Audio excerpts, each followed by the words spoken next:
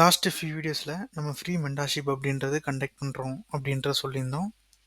நம்ம கமிட் பண்ண மாதிரி ஃப்ரீ மென்டார்ஷிப் அப்படின்றதையும் நம்ம கண்டக்ட் பண்ணி முடிச்சிட்டோம்.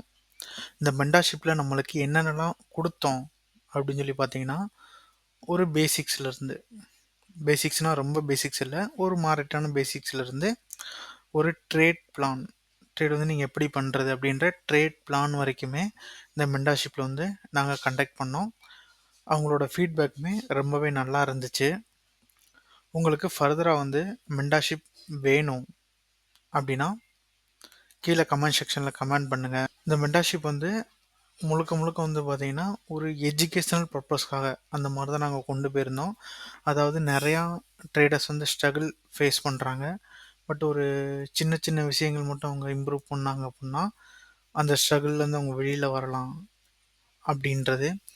அந்த மாதிரி நிறையா கீ பாயிண்ட்ஸ் அப்படின்றதும் நிறையா பேருக்கு இந்த மென்டார்ஷிப்பில் வந்து கிடச்சிச்சு.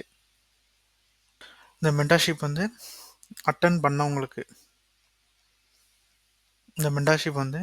பண்ணவங்களுக்கு ரொம்பவே ஒரு யூஸ்ஃபுல்லாக இருந்துச்சு.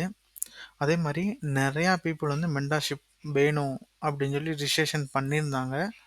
பட் எனக்கு வந்து 89 என்கொயரி அப்படின்றது மென்டார்ஷிப் வேணும் அப்படின்னு சொல்லி வந்துச்சு.